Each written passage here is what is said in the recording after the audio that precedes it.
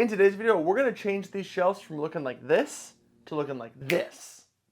Did you see the difference? Let me show you what I did. What's up guys, and welcome to TopShelf Media. So today we're gonna be inlaying the LEDs inside of these shelves. In the past we've been using this 45-degree angle aluminum track that held them behind the shelves, but I decided I wanted to put them in the shelves. So in order to do this, first we had to clean off all three of the shelves.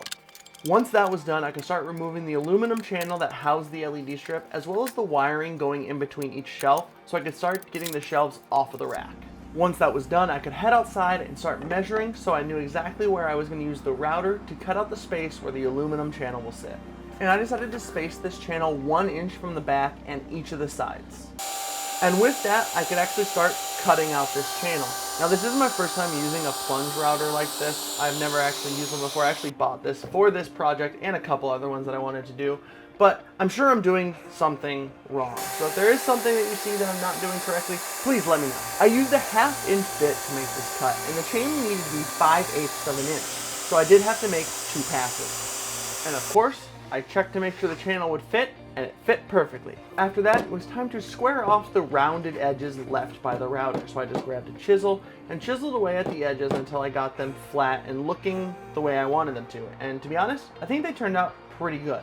And I did that with all 3 of the shelves, but I'm not gonna make you watch me do it again, so let's just move on. It was at this point that I decided I wanted the cables to route out the back of the shelves rather than going over the top of the shelves out of the channel. So I grabbed my drill press, drilled a little hole, and then I grabbed this jig so I could drill a straight hole down the edge of the board. This way I could run the wires through and everything looked clean. I repeated this on both sides of the shelves for the bottom and middle shelf, but for the top shelf I only needed to do one. It was at this point that I decided to leave the channels long so it filled the whole gap and just drill a hole through the channel. I was going to go ahead and cut it short, but then have the diffuser extend all the way across, but I decided this would probably be easier.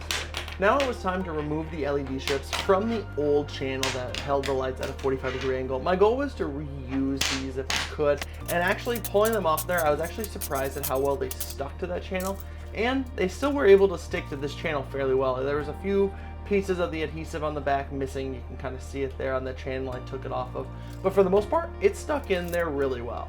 Now it was time to decide how I was going to connect these all together. And I really had 2 choices between soldering and using these connectors that you see here. And I decided to use these connectors. I'll put a link to them down in the description. And I'm sure some of you are going to say, well, it's because you don't know how to solder. I do. I can solder. Does it look pretty? No. Does it work? Absolutely.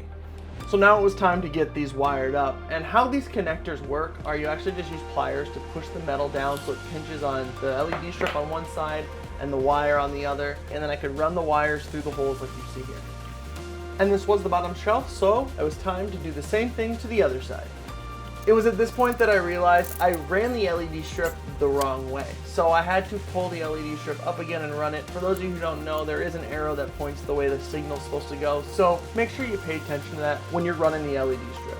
And with that, the first shelf is done. So at this point, I probably should have wired it up and tested it out, but I got too antsy and just started on the middle shelf. And this will come back to bite me in the butt later. And as you saw, the first thing I did was flip the LED strip around so I knew I had it running the right direction. And from here, it was basically wash, rinse, repeat. The only difference being that this was the middle shelf.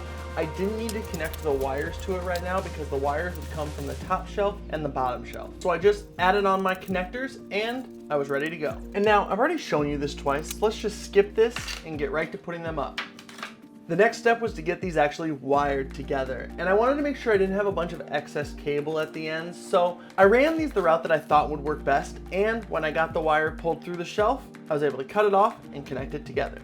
It's at this point that you really need to make sure you're plugging these wires in the right order, because from what I could tell, these connectors aren't reusable. Once you push that metal down, there's really no way to get them back up. And I'm speaking from experience because you see me wiring up the beginning of the shelves here so that way I can test the connection, and it didn't work. I think part of it was a crossed wire, but the other part I think was that the first connector was not quite tight enough because I could get the second and third shelf to work by bypassing the first shelf. Unfortunately, I didn't realize all this until after I had removed the LED strip from the bottom shelf. So I got on Amazon, ordered more LEDs and some more connectors, and once they got here, I could get started again. Next, I laid out my LED strip for the bottom shelf, got my connector hooked up to it and wired up to the second shelf, and then I was able to take the tape off the back and actually attach it to the channel. Now all we need to do is hook it up to the ESP board running WLED, and we should be good to go. And wouldn't you know, when you wire things up correctly, they work. But what do you guys think? Do you guys think this looks good? I think one thing I would definitely change is I would recess that aluminum panel just a little bit more. As you can see, the diffuser just kind of sticks up over the top of the shelf. And I'd like to get that at least just under the surface, if not right at the surface of the shelf. But other than that, I think it looks really good. Alright guys, hope you enjoyed this one. If you did, make sure to give it a thumbs up, and I put some things on screen for you to go check out. Until next time, stay curious, stay informed, and I will see you in the next video.